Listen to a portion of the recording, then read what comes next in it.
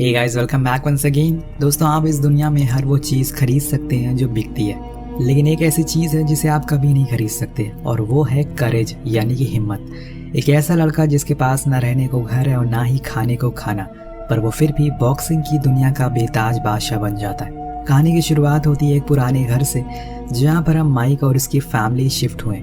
लेकिन ये जगह माइक को कुछ खास पसंद नहीं आती, क्योंकि ये बहुत ही गंदी और छोटी जगह है। उसके शुरू से बहुत बड़े बड़े सपने रहे, लेकिन कभी कोई उड़ान नहीं मिल पाई। उसकी माँ सभी को खाना देती है, लेकिन उन्हें एक बर्गर में 4 हिस्से करने पड़ते हैं, क्योंकि इस समय उनकी हालत ठीक नहीं है। माइक के स्कूल का पहला दिन आज, इसलिए उसकी माँ उसे समझाती है कि तुम्हें किसी से भी लड़ाई नहीं करनी है, बस चुपचाप स्कूल जाना और फिर घर आ जाना। माइक भी मान जाता है और फिर अगले दिन वो स्कूल जाता है, जहाँ पर सभी बच्चे उसके फटे कपड़े और मोटापे का मजाक बनाते हैं। लेकिन माइक कुछ नहीं कहता, वो चुपचाप अपनी सीट पर जाकर बैठ जाता है। टीचर आती हैं और एक सवाल करती हैं जिसका जवाब माइक को पता था। वो उठता है जवाब देने के लिए, पर वो टीचर उसे बैठा देती हैं और किसी दूसरे को खड़ा करती हैं। इस बात से उसे बहुत बुरा लगता है, लेकिन उसे अपनी माँ का किया वादा याद था और उसे निभाना भी था, और इसीलिए वो लंच होने पर बाहर जाकर बैठ जाता है। क्योंकि उसके पास खाने को खाना नहीं था, उसके पास सभी बच्चे लंच कर रहे थे, और ऐसे में एक बच्चा उसका मजाक बनाता है, जिसे इस बारी माइक को बहुत गुस्सा आता है और वो जाकर उसे एक जोर का पंच मारता है, जिससे वो वहीं गिर जाता है। तब वहाँ पर टीचर आ जाती हैं और माइक को स्कूल से भगा देती हैं। अब कहानी सालों आगे बढ़ जाती है। माइक अब बड़ा हो चुका है, लेकिन उसकी हालत अभी भी वैसे ही है, कुछ खास बदला नहीं है। वो अपने दोस्त के साथ एक बार के बाहर खड़ा रहता है ताकि किसी को लूट सके। तभी उसकी नज़र एक शराबी पर पड़ती है जो काफ़ी मालदार दिख रहा था, लेकिन जब वो उसे पकड़ता है तो उन्हें पता चलता है कि वो एक पुलिस वाला है, और असल में ये एक ट्रैप था उन्हीं की तरह चोरों को पकड़ने का। माइक भागना शुरू करता है और जाकर गटर में छुप जाता है, लेकिन पुलिस वहां भी आ जाती है, और इस बारी उनके साथ उनका डॉग भी था जो स्मेल कर लेगा। इसीलिए माइक अपने ऊपर गटर की गंदगी को लगा लेता है, जिससे कि वो डॉग उसको सूंघ ना पाए, और यहाँ वो एक बार फिर से बच जाता है। घर जाते समय वो शॉप पर लगी एक टीवी पर चल रहे एक ऐड को देखता है, जहाँ पर एक एनजीओ ऐसे ही गरीब और बेघर लोगों को फ्री का खाना और रहने की जगह देते थे, और उनके अंदर टैलेंट को भी पहचानने में वो मदद करते थे। माइक भी खुश था, क्योंकि अब उसे शायद एक अच्छी जगह मिलेगी रहने को। वो घर जाकर इस बारे में अपनी माँ को बताता है, जो उसके इस फैसले से काफ़ी खुश थी, कि वो यही चाहती थी कि वो एक अच्छा इंसान बने और काफ़ी अच्छी सी जॉब करे। अब माइक अगले दिन उस एनजीओ में जाता है, जहाँ पर उसे यूनिफॉर्म दिया जाता है और उस जगह के रूल भी बताए जाते हैं। जब वो अपने कमरे में जाकर अपना सामान चेक करता है, तो उसमें उसे एक नए जूते मिलते हैं, जो उसकी माँ ने अपनी ज्वेलरी बेचकर उसके लिए खरीदे थे। अब ये देखकर वो बहुत ही खुश था और साथ में इमोशनल भी। उसे पता था कि जिंदगी में उसे कुछ बनना है। वो पढ़ाई करना शुरू करता है, लेकिन उसका रूममेट बार बार तेज गाना बजा रहा था, जिस वजह से वो उसे बंद कर देता है, और इसी बात को लेकर उन दोनों में बहस हो जाती है। लेकिन माइक इसके आगे कुछ नहीं कहता। जब वो फिर से अपनी जगह पर आता है तो देखता है कि उसके जूते तो गायब है, जिससे उसका खून खौल जाता है, और इस बारे में वो अपने रूममेट से भी डिस्कस करता है। तो वो कहता है कि यहाँ पर ये सब होता रहता है, इसीलिए सभी को अपने सामान की देखभाल करनी चाहिए। अब दोनों में दोस्ती भी हो जाती है। लेकिन जब माइक खाना खा रहा होता है, तभी उसकी नज़र एक लड़के के पैरों में पड़ती है, क्योंकि उसी ने उसके जूते चुरा लिए थे। अब माइक उसके पीछे भागने लगता है, लेकिन वो लड़का जाकर एक रूम में बंद हो जाता है, और माइक उस रूम के दरवाजे को ही तोड़ देता है और अंदर घुस जाता है। तो उस लड़के को खिड़की से बाहर गिराने वाला था कि तभी वहाँ पर एक आदमी आ जाता है, जो उसी एनजीओ में काम किया करता है, और वो दोनों को छुड़ाता है। और उस टूटे हुए डोर को देखकर वो हैरान रह जाता है। माइक की ताकत को देखकर वो सरप्राइज था। माइक कहता है कि वो जूते मेरी माँ ने दिए हैं और उसे मैं ऐसे जान ही नहीं ले सकता। जिसके बाद वो माइक को अपनी कार में ले जाता है। यहाँ इत्तेफाक से उसके हाथ में माइक की वही फाइल होती है, जिसमें वो देख लेता है कि उसकी पहले भी काफ़ी लड़ाई हुई है। इसीलिए वो उसे कुछ पैसे देता है और कहता है कि तुम अपने घर लौट जाओ, तुम्हारे लिए ये बेहतर होगा। लेकिन माइक कहता है कि उसकी माँ ने सब कुछ बेचकर उसे यहाँ भेजा है, वो ऐसे खाली हाथ तो घर नहीं लौट सकता, उसे थोड़ा सा समय और दे दे, तब तक वो खुद को सुधार लेगा। उस आदमी को कहीं ना कहीं उसकी शक्तियों का अंदाजा था। उसे पता था कि ये लड़का कुछ बहुत बड़ा करेगा। वो थोड़ी देर सोचता है और फिर कार को मोड़ लेता है, और उसी एनजीओ के रास्ते में उसे बताता है कि उसका नाम फ्रैंकी है। वो एक बॉक्सिंग कोच है, अगर वो चाहे तो उसके क्लब में शामिल हो सकता है। माइक बिना कुछ सोचे समझे हाँ कर देता है, क्योंकि लड़ाई करने में तो सबका माहिर है, और शायद फ्रैंकी ने उसकी इस टैलेंट को पहचान लिया है। अगले दिन वो क्लब में जाता है, जहाँ पर उसकी सबसे पहले फाइट होती है एक नए बॉक्सर से, जो उसे पहली बारी में गिरा देता है। माइक हार जाता है क्योंकि वो बहुत ही सुस्त था, लेकिन वो ताकत से नहीं बल्कि टेक्निक से हारा था। क्योंकि जाते जाते वो जब उस पंचिंग बैग में एक पंच मारता है, तो वहाँ लोग खड़े थे, उनके चेहरे के रंग उड़ जाते हैं। उसके अंदर ताकत की कोई कमी नहीं, बस उसे ट्रेनिंग की जरूरत थी। ये काम कोई और नहीं बल्कि खुद फ्रैंकी उसे करवाने का फैसला करता है। वो उसे मिलने के लिए जाता है। वहाँ माइक उसे कहता है कि मैं शायद ये नहीं कर पाऊंगा, मेरे बस की बात नहीं है। लेकिन फ्रैंकी कहता है कि तुम्हारे पास बेशुमार ताकत है, लेकिन हर जगह उसका इस्तेमाल नहीं किया जा सकता। कहीं कहीं तुम्हें अपना दिमाग भी इस्तेमाल करना होगा सामने वाले को हराने के लिए। फिर क्या दोस्तों, उस दिन से उसकी ट्रेनिंग शुरू हो जाती और वो दिन रात पंचिंग बैग को मारता रहता है, रनिंग करता है। उसे वो सब खाने को मिलता है जो वो हमेशा से खाना चाहता था। फ्रैंकी भी उसकी पूरी मदद करता है क्योंकि उसे बस एक पुश की ज़रूरत थी। फिर एक दिन जब उसकी लड़ाई फिर से उसी बॉक्सर से कराई जाती है तो वो माइक के सामने कुछ ही सेकंड टिक पाता है। माइक उसे एक पंच में ही गिरा देता है। वो खुश था कि उसने जो कोशिश करी वो हासिल कर लिया।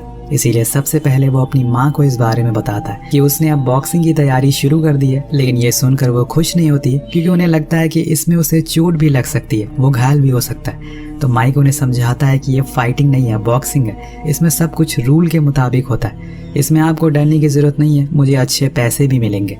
वो कुछ नहीं कहती और फ़ोन को काट देती है। माइक को अब कामयाब बनना था, उसे वो करना है जो उसकी बस्ती में किसी इंसान ने सोचा भी नहीं होगा। इसके लिए वो फिर से फ्रैंकी के पास जाता है और उसे कहता है कि अब वो उड़ना चाहता है, लेकिन वो उसे थोड़ा स्लो होने को कहता है।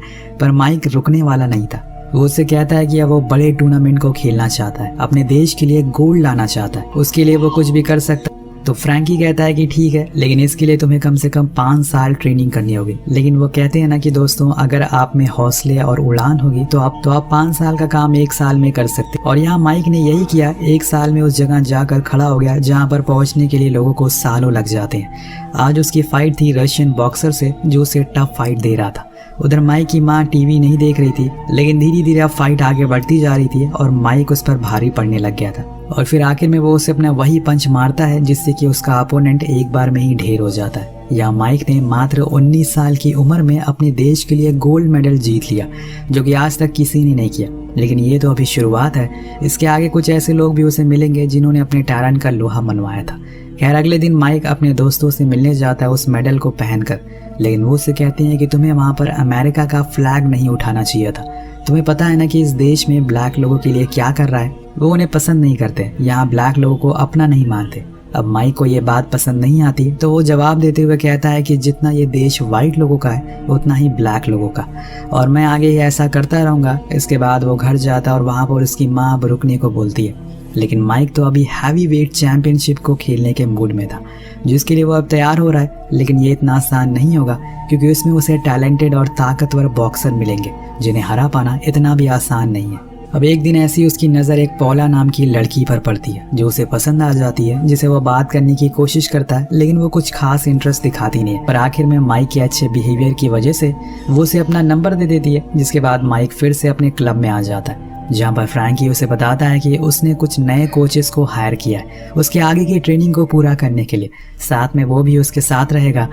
माइक खुश था और वो पूरी जी जान से अपनी ट्रेनिंग करता है। बीच बीच में उसकी बात पौला से भी होती है और वो दोनों अब एक दूसरे को पसंद भी करने लगे थे। हालांकि पौला को बॉक्सिंग में कुछ खास दिलचस्पी नहीं थी और वो ये भी नहीं जानती थी कि माइक एक गोल्ड मेडलिस्ट है। लेकिन जब वो उसके मैच को देखने के लिए जाने लगी तब उसे समझ आ गया कि हाँ, इसमें तो कुछ बात तो जरूर है। वेल, कड़ी ट्रेनिंग के बदौलत वो आखिर में फाइनल तक पहुंच जाता है, लेकिन उससे पहले वो पौला से शादी कर लेता है और फिर जमाइका के लिए रवाना हो जाता है, जहां पर उसका फाइनल जो नाम के एक बॉक्सर से है जिसने 2 साल पहले द लेजेंड मोहम्मद अली को बीट करा था।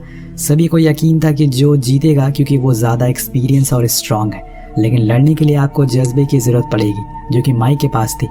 अब फाइट शुरू होती है, लेकिन वो शुरुआत कुछ राउंड में तो हारने लगता है, लेकिन आखिर में वो अपने कोचेस की बताई हुई चीज़ों को ध्यान में रखते हुए लड़ता है और फाइनली उसे गिराने में कामयाब हो जाता है। इस हैवी वेट चैंपियनशिप को जीत जाता है और सभी लोग पूरी तरह से हक्का बक्का रह जाते हैं कि इतनी कम उम्र में उसने ऊंचाइयों को छू लिया है। सभी लोग उसकी वाहवाही करते हैं। उसने अपनी फैमिली के लिए एक नया घर ले लिया था जहाँ पर कई सारी गाड़ियाँ भी खड़ी थी। वह बाप भी बन चुका है, लेकिन पैसों और शोहरत के नशे में थोड़ा सा अंधा हो गया है क्योंकि उसके अब और लड़कियों के साथ अफेयर होने लगे हैं। ये बात पौलो को भी पता है, इसीलिए वो उसे कुछ बात नहीं करती। वहीं एक दिन माइक देखता है कि टीवी पर मोहम्मद अली का इंटरव्यू आ रहा है। जिसमें वो उसका मजाक उड़ा रहे हैं, ये कहकर कि वो बस स्ट्रांग है, उसकी टेक्निक बहुत कमजोर है, अगर वो उसके सामने आएगा तो वो 2 ही राउंड में उसे हरा देगा। अब ये देखकर माइक को बहुत गुस्सा आता है। उसी रात वो अपने एनजीओ वालों के रूममेट से मिलता है और उसे एक नई जॉब देता है उसका मैनेजर बनने के लिए। अब वो उस टूर्नामेंट में हिस्सा लेने के लिए चला जाता है जहाँ पर अली भी हिस्सा लेने वाला था। वो उन्हें जवाब देना चाहता था, पर वहां पहुंचने पर वो देखता है कि सभी के सामने उसका मजाक बना रहा है, लेकिन माइक कुछ नहीं कहता और वहां से सीधा रिंग की ओर जाने लगता है जहां पर शुरू होता है पहला राउंड। आज माइक अलग तरह से खेल रहा है, उसके अंदर घमंड आ गया है। वो अब उन बातों को ध्यान नहीं दे रहा है जो कि उसके कोचेस ने उसे सिखाई थी। उसके अंदर बस यही था कि उसे कैसे भी करके इस फाइट को जीतना है और इसी का फायदा अली उठा लेता है और बस खुद को सेफ रखने की कोशिश करता है, जिससे कि आखिरी समय आते आते माइक थक जाता है और फिर मोहम्मद अली उस पर लगातार हमला करना शुरू कर देता है, जिससे कि अली फिर से एक बार फाइट को जीत जाता है। और वहां मौजूद फ्रैंकी को भी यह पता चल गया था, भले ही माइक एक अच्छा बॉक्सर है लेकिन स्किल और एक्सपीरियंस में अभी भी वो मोहम्मद अली के पीछे है। अब घर जाने पे माइक पौला को कॉल लगाता है, पर वो कहती है कि अब उसे वो डिवोर्स चाहिए, वो इस रिश्ते को आगे नहीं बढ़ाना चाहती। इस समय माइक को पौला की सबसे ज्यादा जरूरत थी और वही उसे अकेला छोड़ रही है। वो टूट चुका था, इसीलिए अपनी माँ से जाकर मिलता है और उन्हें बताता है कि वो उसने अपने 2 कोचेस को निकाल दिया है क्योंकि उसे लग रहा है कि वो ये फाइट उन्हीं की वजह से हारा है। लेकिन आपको पता है कि सच क्या है और क्या झूठ है। वो अपनी ताकत को दिखाने के लिए और 5 और बॉक्सर को चैलेंज देता है और वहीं रिंग के अंदर अली भी बैठा था जो फिर से माइक को टॉन्ट मारने लगता है। तो माइक कहता है कि चलो एक और बार लड़ते हैं, लेकिन अली ये कहकर मना कर देता है कि वो हारे हुए लोगों से नहीं लड़ता। अब माइक वो फाइट भी हार जाता है और वापस आकर अपने रूम में बैठ जाता है जहाँ पर फ्रैंकी उसे बताता है कि वो अब रास्ता भटक गया है, उसे वही पुराना वाला माइक बनना होगा।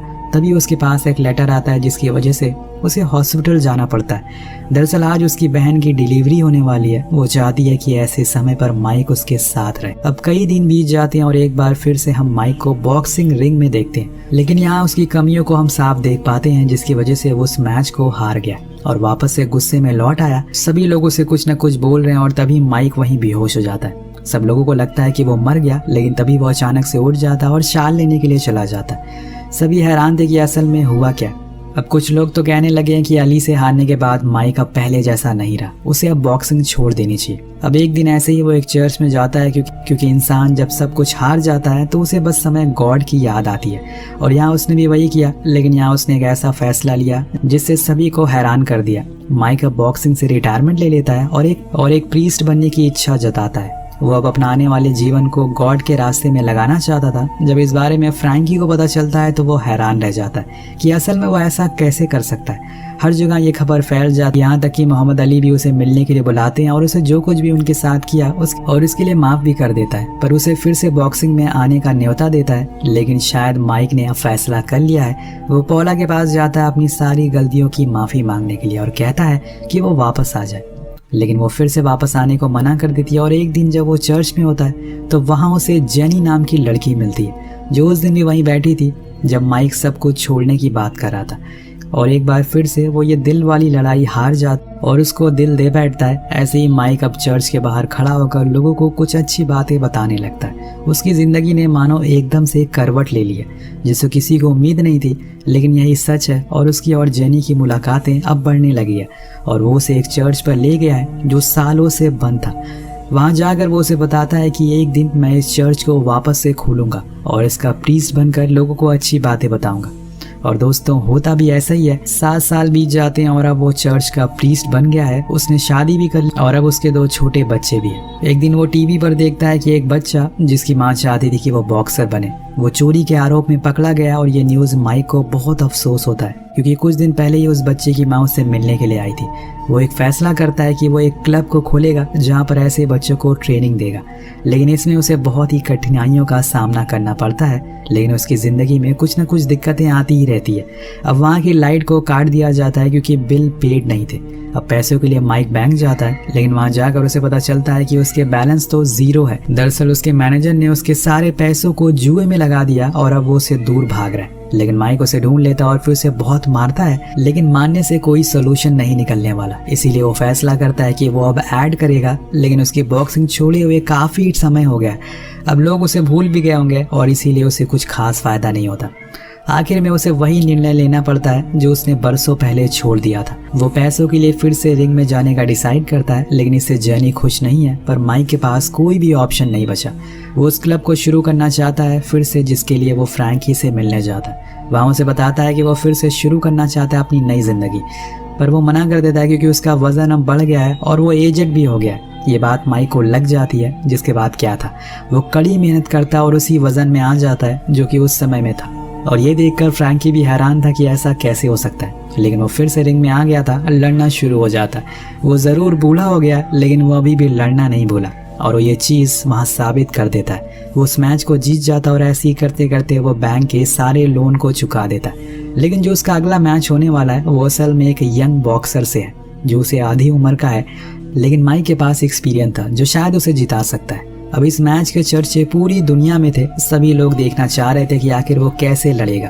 इसके लिए वो कड़ी मेहनत करता और अपनी पूरी जान लगा देता है। पर जब फाइट का दिन आता है तब वो शुरुआती राउंड में धीमा पड़ने लगता है। लेकिन यहाँ भी वही होता है, उसने अपने 40 साल के तजुर्बे को इकट्ठा किया और सबको दिखा दिया कि शेर कितना भी बूढ़ा हो जाए वो शिकार करना नहीं भूलता। अपने उसी दमदार पंच में वो उस बॉक्सर को गिरा देता और बन जाता है दुनिया का सबसे ओल्डेस्ट हैवी वेट चैंपियनशिप। उसके लिए आज मोहम्मद अली खुद अपने पैरों पर खड़ा होकर क्लैपिंग करते हैं, क्योंकि असली हीरे की परख एक जौहरी को ही होती है। अगर उस दिन अली उसे मिलने के लिए नहीं बुलाते तो शायद आज यहाँ पर माइक नहीं होता। सभी लोग बहुत खुश थे। उसकी माँ के तो आंसू नहीं रुक रहे थे। वो गॉड को थैंक यू कहती है। वो उनका भी आदर करता है जिसने उन्हें यहाँ तक पहचान दी थी, जो कि थे मिस्टर फ्रैंकी, सबसे पहले इंसान जिसने माइक को लड़ने के लिए उत्साहित किया, उसके अंदर की काबिलियत को पहचाना। दोस्तों, आपकी उम्र आपकी मंजिल तय नहीं करती, बस आपके अंदर वो आग होनी चाहिए जो कितने भी मजबूत लोहे को पिघलाने का दम रखती हो। इसी के साथ ये कहानी यही खत्म हो जाती है। वेल, आपको कहानी कैसी लगी नीचे कमेंट करके जरूर बताएगा। मिलते हैं अगली वीडियो में। Peace out.